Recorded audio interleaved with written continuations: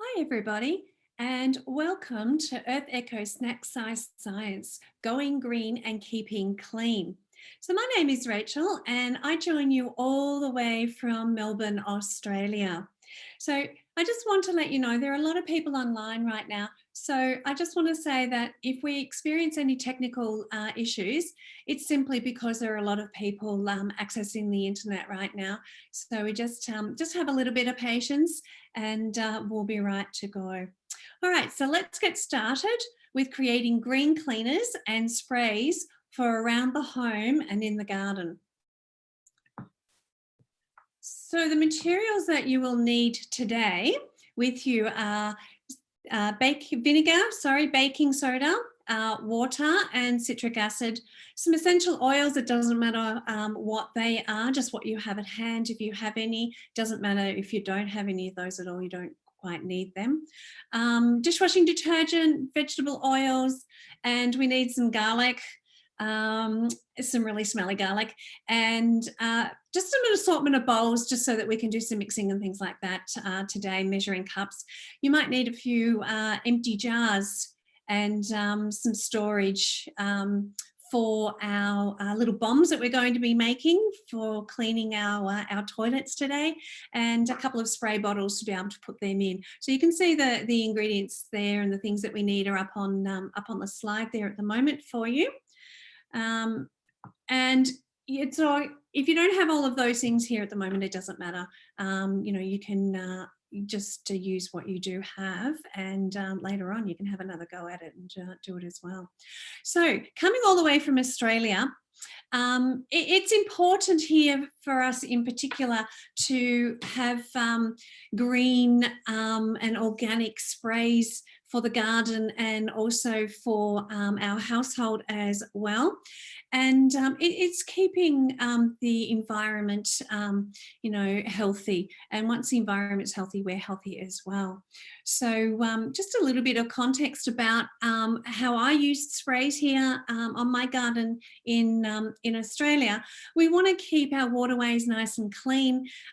We want the water quality here to be really good so that we have our plants and our animals and our aquatic life, so that they are healthy and we have a healthy ecosystem. So whether it's a freshwater ecosystem, whether it's our marine ecosystem, we have a lot of runoffs into our streams and our underground aquifers, our water here. And water is so important as well here in Australia. So it's something that we do need to be able to look after, just like we do anywhere else in the world as well. So we have a lot of plants and animals that are affected by phosphorus and phosphate. So we want to be very careful what we put on our garden, particularly in droughts when we don't have a great deal of water. We use a lot of grey water, which is our recycled water as well. And that has a large effect on those. I have here to show you, I'm just putting in front of me some beautiful Australian Banksia flowers, and I'll just go to another screen so that you can see them in detail as well. So there's some up there on the screen where they actually go look in the garden. They are an Australian native, and these are dried at the moment, so the leaves are usually a little bit darker, but they usually sit upright, vertical on the plant. These are some of the plants that we need to look after when we have our low phosphorus water in our garden system. So these are really interesting plants. They have a really good story to them. So our Indigenous Australians, our Aboriginal Australian Aboriginals would use these when they were out on country, and they would pick these, and as you can see on the screen there, you can see some actually on country, and you can see that they have some nice bright colours around them.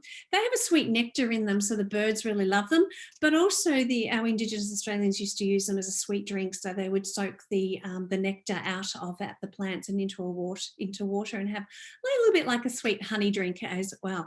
So these are the kind of plants we here in Australia need to be able to protect.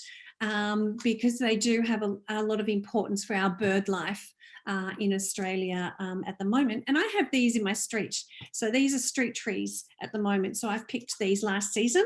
It's winter at the moment, so we don't have these flowering. We don't have many flowering plants at the moment.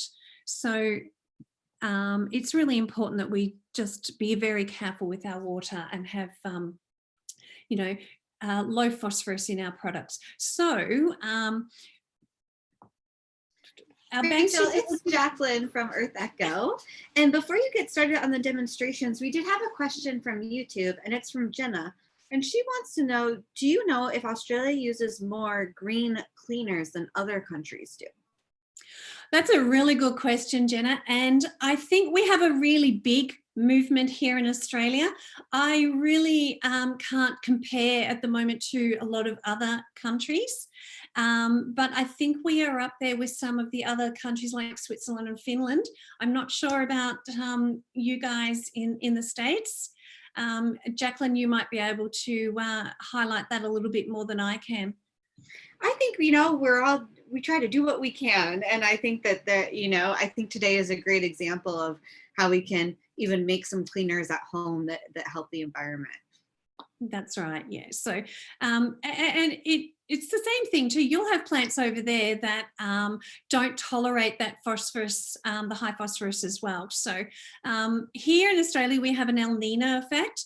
A lot of the times we have droughts. So we have to use a lot of grey water, and we might put our water straight from the washing machine straight onto the grass. That might affect these plants as well. So we have a lot of cleaners that have low phosphorus, particularly in the laundry, and our detergents and things like that. And the one I'm going to use today has low phosphorus in it. Rach, as you're setting up, can you tell us why we would want low phosphorus? Why is that better for the environment?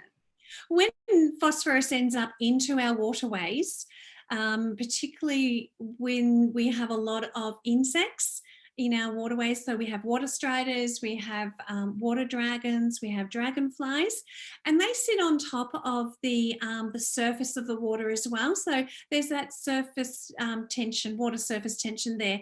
And phosphorus, if too much phosphorus in that waterway, can actually break that down. So therefore, those macroinvertebrates, they then tend to sink to the bottom of that water as well. So and it also increases algae here. So we get less oxygen in the water, so our plants and our macroinvertebrates struggle to breathe with that oxygen as well. Great, thank you so much. That's okay, awesome. So once you begin to garden organically, you'll be protecting your very own little piece of the planet. So it doesn't matter whether you're a flower field garden or whether you have a fruit and veggie garden. Without the use of pesticides and pollutants and chemicals, it has its challenges and its rewards as well. But organic gardening aims to be sustainable, ensuring that the land and its resources as well are there for future generations. So many gardeners agree that once you've got the hang of it, organic gardening is no harder than the conventional way. And you'll also have peace of mind that you know exactly what's going into your garden, particularly your veggies that you're going to be eating as well. And one way to help your garden is to make some organic garden spray. So I'm going to show you one very quickly today, and we're going to start off with the garlic spray. So cool. I've just gone straight to my document camera, so you can see I've got some garlic there, and this was a garlic that unfortunately we find it very hard to find Australian garlic, and some of our overseas garlics have pesticides in them. So it's really best if you can grow your own garlic for this use as well, so you're avoiding pesticides. So it's good to know where your products are coming from if you come from the local farmers market. So you need to get some of the bulbs of garlic, and you need about 5 of those, and you can crush them in a mortar and pestle, something like this heavy one here that I've got, and crush your garlic up. And the best way to try and crush your garlic is to crush it into very fine, fine garlic. So as you can see that I've already done some, I've already pre-crushed that there as well. So that's a little bit more than what we need today because it's highly concentrated. But if you do end up making more, that's fine. Put it in a glass jar with a lid on it, and then you can actually use it for future use, because you don't want to make too much either straight away because it goes off. So you want to keep it in the fridge. So some of the insects that you want to be able to target with your garlic spray is aphids and ants and beetles and caterpillars. So we have a huge amount of cabbage moth here at the moment. We've been coming from changing seasons from autumn to winter here in Australia. So we get a lot of cabbage moths in the hot weather during the day. And they're eating all of my kale and my silver beet and even the broccoli that we've started to plant that is starting to crown. They're eating those as well. So it's really important that we do try and keep those away. And also we need something that we know that we're going to be able to eat safely. So we don't have much in there. So first of all, you may need to make your garlic extract, crush that garlic up, and then you're going to add that to 1 quart of water. So I've got just a water jar here. So I'm just going to roughly add some water up. Sorry, Jacqueline, you have to tell me if you can't see what I'm doing. Looks great. Thank you for moving that. That's okay. Just remind me. All right. So 1 quart of water, and you're going to then add to that as well a little bit of detergent, just a couple of drops of detergent. And now this is one of the detergents that I was talking about that is has on the back that it's phosphate free, it's phosphorus free, it's plant-based as well. So just have a read of some of those labels so that you know what's going into it. So just a couple of teaspoons there, and just give it a bit of a stir.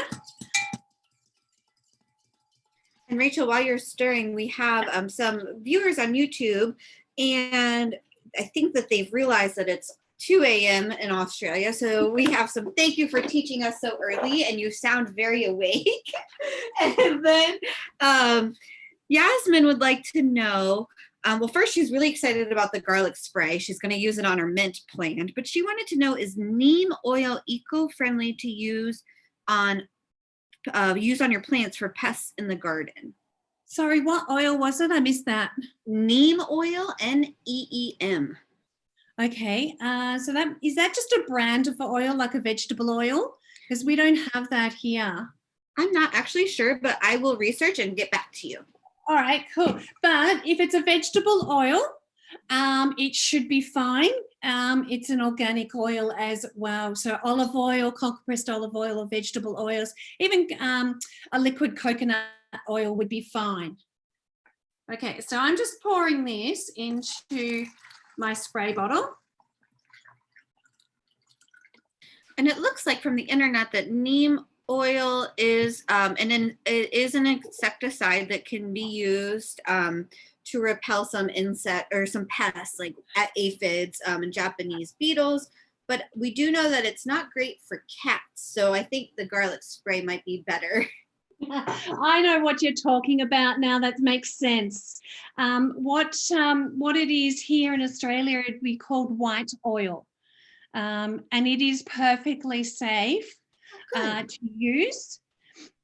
We use it on citrus and roses for aphids and all of that as well. And I also use it on my veggies, not the leafy veggies though, because you are going to ingest it.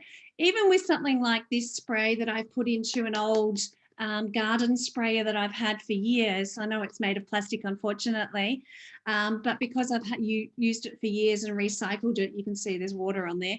I use it for water and fertilizer and everything else. So you wouldn't want to spray this and then pick the vegetables and eat it straight away. you would leave it a couple of days before you would eat it. And that's with any of the sprays in the garden. So that's now ready to spray onto your plants, under the leaves, over the top of the leaves, and you're targeting caterpillars, the cabbage moth caterpillars in particular here in Australia. So they hide in amongst under the leaves. So you need to make sure you get everything as and well. Rach, how long does your spray last? Do you Now, need to keep it in the fridge, or how do you use it? I don't keep it in the fridge, but I keep it outside in the garden. And it's great in our cooler, temperate weather. In the heat of summer, then I actually don't need to spray here in Australia. The cabbage moth, it's too hot for the cabbage moth, and for the other insects as well. We can get up to 45 degrees here in summer. So a lot of our insects don't. So when I'm using it seasonally, I just leave it in the garden ready to go at hand in amongst my veggie beds. Other than that, you can put it in the fridge. Yeah, that's not a problem. All right. So are we ready to move on to the next one? Yeah. And while you're setting up, I wanted to let you know that we have two Snack Size Science regulars. Piper and Bibby Rose are here, and they wanted to say hello to you. Hi, guys. Hi, Bibby Rose. And the other one, Piper? Yes. So nice to see you on. And I'm just going to go back to me for a minute. All right, there we go. So we've talked about the ideas and the benefits of the gardening and the spray, but I want to sort of kind of connect to, how does this connect to our household cleaners that we're going to move on to now? It's really important, as I said before, with our water, we use grey water here. So that means that all our water is recycled, and we recycle it straight onto our gardens. So it's nice to know what we are putting onto our vegetable garden in particular, and using the household cleaners that aren't chemical based makes it easier to know what we are also eating and ingesting as well. And we're still looking after the environment, our waterways and all of that. It's still connected, because none of that's going down the drain, those harsh cleaners like bleaches and things like that. And at the moment, it's really important that we do have good hand washing and good hygiene and good cleaning procedures at the moment. So this is another really good alternative that you have at home in your cupboards. Most people do when they're just general cupboard items, and you don't have to go out and buy the harsh cleaners as well. Okay, so that's the main connection that we have with those cleaners. Okay, so, and whoops, sorry, my notes are just going through. So one of the things we're going to use today, I'll just quickly go through some of the ingredients, is baking soda. Now I've already measured out my baking soda and all of those things just to make it a bit quicker for us today, but I'm sure you'll be able to go back through this and replay this so that you can get those ingredients that are now on the screen for you, and you can get those and use them again. Okay, so baking soda, and I'll show you my baking soda. All right, so I've already got the amount that we need in there, which is 1 2/3 of a cup of baking soda. And baking soda is also a good cleaner. And if you mix it with water, you'll get an alkaline solution that dissolves the dirt and grease. So you can use it to lift dry stains off carpets as well, if you spread it on your carpet before you vacuum up. All right. So we need 1 2/3 of baking soda. And this is an all-purpose cleaner. So I'm just going to get another bowl. And we also then need our white vinegar. And I just put a little bit of our white vinegar in a container. We have lots of different brands, but I'm using an Australian Skipping Girl brand. It's a famous brand here in Melbourne. And we still have the Skipping Girl who looks over our city as we go into our city, and she lights up at night. for that company that used to be around in the 1950s. So that's what we need. We need our dishwashing detergent as well. And we also need our water. So I've got my jug of water back over here. So I've got everything I need. Okay, so we're going to put in our baking soda into the bowl. And the next one then we're going to do is put half a cup of water in that. So my materials are just spread out all over my table at the moment.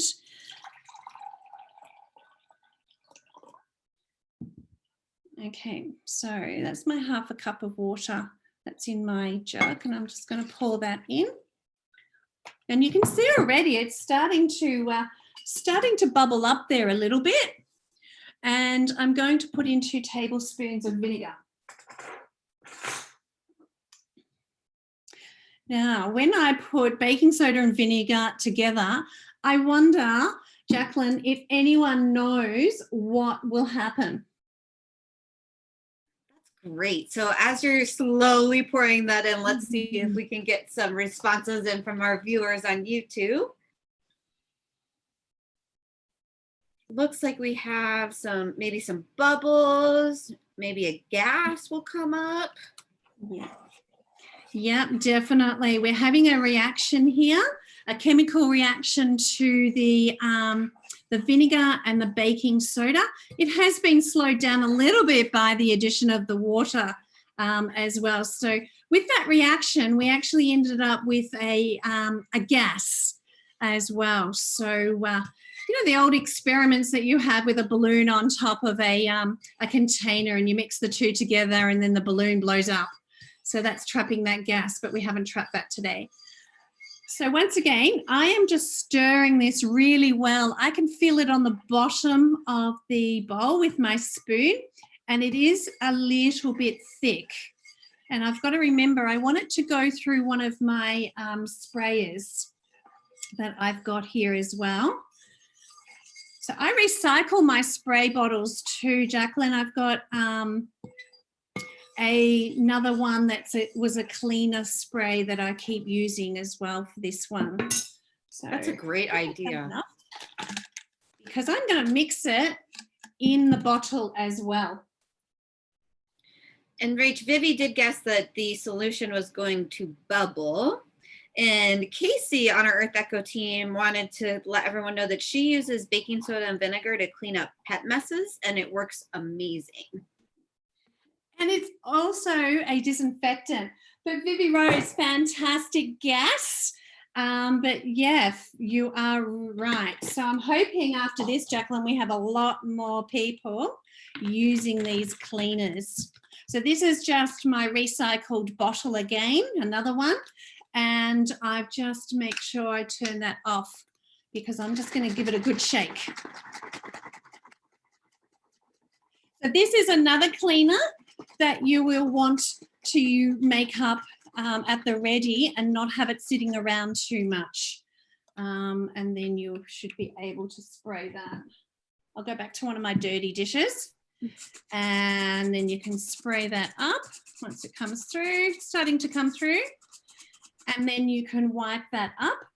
And because it's still bubbling, you can then use that to get off the grease and any oily dirt that you might have on your kitchen bench top if you've been cooking things like oily spaghetti and things like that as well. Okay, so that's our all-purpose cleaner with our baking soda and vinegar. And white vinegar, which I used, this one here, has many different uses as well. And you can use it as a stain remover, and it also fights lime scale, which you might find in your bathroom. And it cuts through grease and deodorizes and acts as a mild disinfectant. So yeah, if you use half the vinegar and half water, you can clean your windows really well and your tiles and your mirrors. Now, Jacqueline, I don't know if this is an Australian thing or not, but do you get tea tree oil in the States? We do. Okay, so tea tree oil is a really good antiseptic and disinfectant, and you can add a little bit of that to the solution as well. That's a great tip. So, okay. And Rachel, do you have witch hazel in Australia? No, we don't. Okay, so that's another, you know, oil that you can put into cleaners that has a little bit of a smell. Oh, Patricia on YouTube wants to know, how long can you keep that cleaning solution? I know you said you don't want to keep it too long. Yeah, because you don't want to keep it too long, mainly because it has that that bubbling effect that you want to be able to use as well. So I would really just be making it up as you use it, and only making up, as you noticed on this one, I've only made up half a bottle. I haven't made up a full bottle as well, just so that I can keep it fresh. I reckon a couple of days to a week, and then you'd be wanting to change it over so that you can still get that effect that we were talking about with the bicarb soda and that as well. And bicarb soda is a salt found naturally in its mind, and it can also be produced from sodium carbonate. And I know Casey was talking about sodium carbonate in the very first, I think, snack size science session that you did when she was talking about pH scales and things like that. So yeah, so that the sodium carbonate and the carbon dioxide also helps with the cleaning as well. And we use it here for baking. So it's a rising agent if we make our breads and things like that and cakes. And I don't know if you know that it's also known to combat fungus and acts as a scrub as you're cleaning as well. So it's one good product to have in your cupboard. Great. And Patricia says that she puts tea tree oil she uses tea tree oil to shampoo and condition her hair. So another use for that as well. Fantastic. That's all good. So well done. The next one we're going to move on to is toilet bombs, and you can use different oils and things like that as well. You can go back to your tea tree oil, and we have something here in Australia. I don't know if you can get it or not. It's another oil. It's eucalyptus oil, and this is an Australian. Yes, we can get that here. You can. I nearly went to go and pick. It does remind me of Australia, though. And the smell.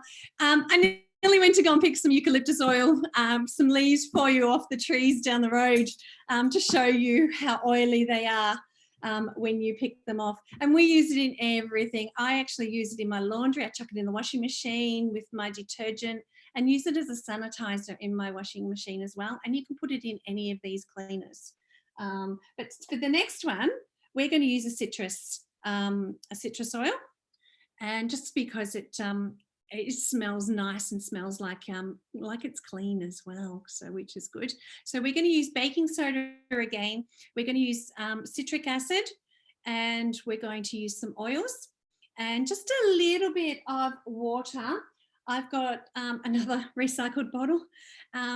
You can label them too so you don't get mixed up with what's in them.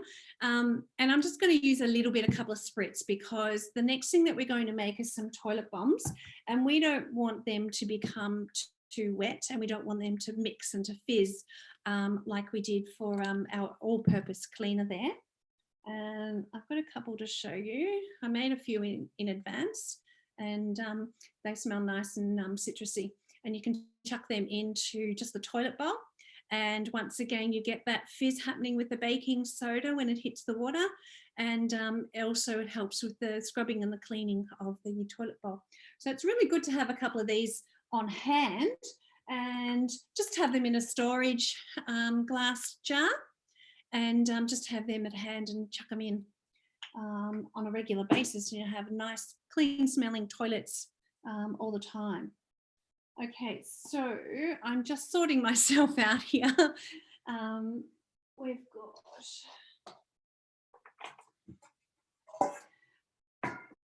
I'm going to have to go to a new bowl, and unfortunately this time it's not a glass bowl. So I've got just a stainless steel bowl there, and we're going to put in 1 cup of baking soda. So I've got my measuring cup this time, and I'll just pop it in. This is the really fun bit. This is my favorite part of making the household cleaners, this one. So we also need to have a cup of citric acid as well. So sorry, a quarter of a cup of citric acid, which I've already measured out, and I'm going to pop that in there as well. And then the fun part starts. We're going to put just a couple of drops of our oil in there. You can go about 20 or 30 drops. And you can mix some of your oils. You can put lavender oil, tea tree oil, eucalyptus oil. You can put any of those in there. And then we need to start with our water. We're just going to do a few spritz of water, just a little bit at a time, and just starting to mix that in. And you can see that there are lumps starting to form already. And I can smell that beautiful citrus, the orange smell starting to come through. So this and Rach, while you're stirring, Patricia wants to know can you use these toilet bombs in place of those blue things that we see in toilet tanks? Yes, exactly right. You can. I usually use ones that don't have any color in them until I found that you could make these ones, but they do exactly the same job. You can either put them straight into the bowl or you can put them into the cistern. So just take the lid off where the button is and you can pop them in there and it'll still do the same job. So very good question. All right. And you can see it's starting to clump together. I'm just going to test it with my hands and it's getting there. We need to make sure it can form into some molds. We're going to put them into some molds in a minute. So it just needs a little bit more water.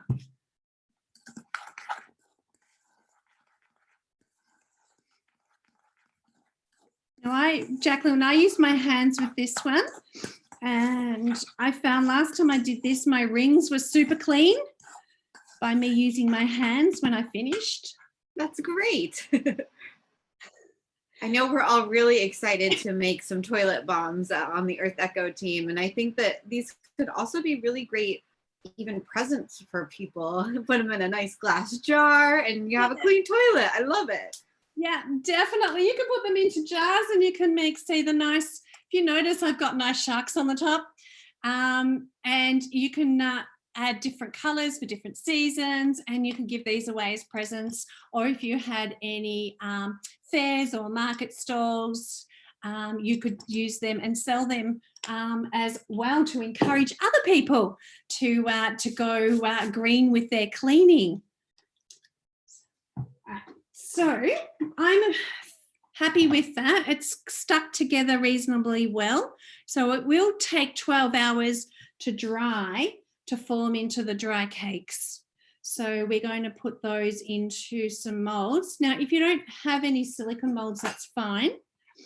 But the silicone molds I find are easy. They just pop out. You can use, if you have any spare paper, baking muffin or cupcake patty pans, we call them.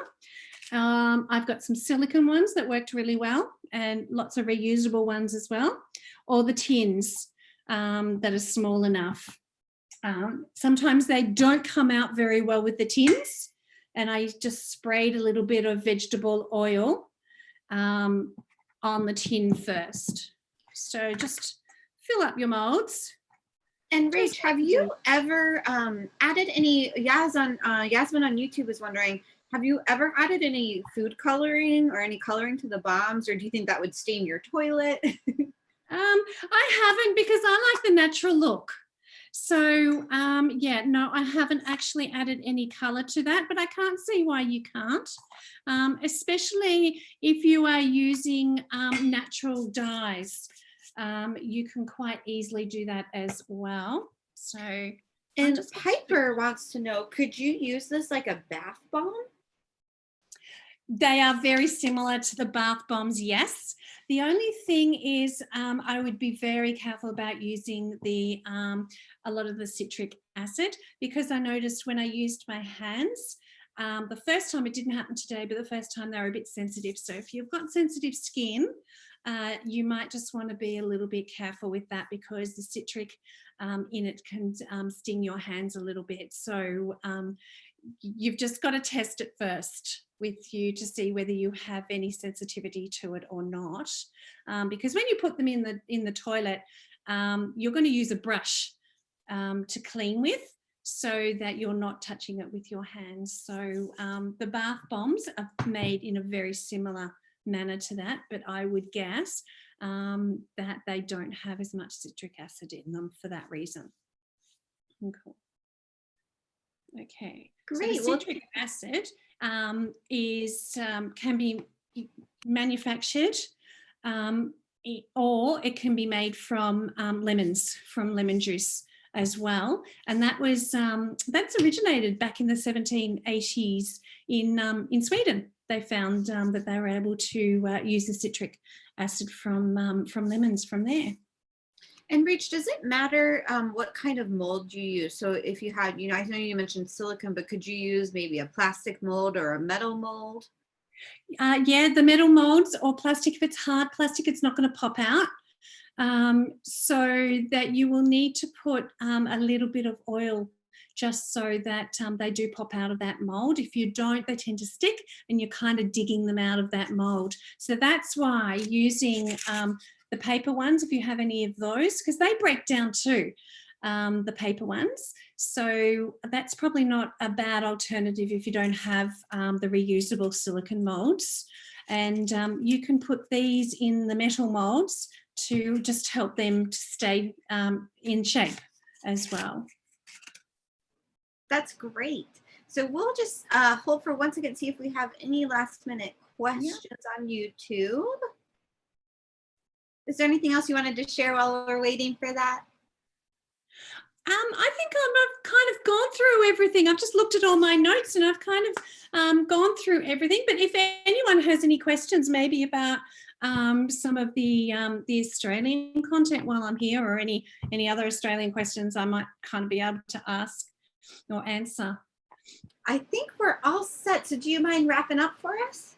Not a problem. So if you guys are interested in doing this, don't forget you can watch this again on YouTube, on the EarthEcho YouTube channel, and maybe with Mum and Dad, with them helping you, you would be able to make some more of these and kind of look into, say, the bath bombs and things as well.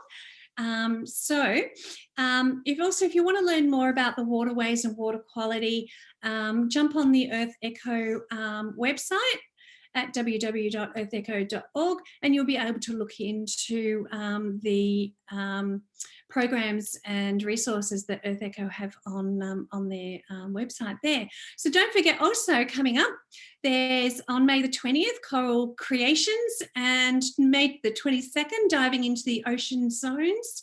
And I like this one, May the 27th, build a biome. That's one of my favourite activities too. And May the 29th, fantastic filtration. So thank you very much for stopping by for some snack science. I hope you had fun and you've learnt something along the way. And from all of us here at EarthEcho, keep exploring, and bye all the way from Australia.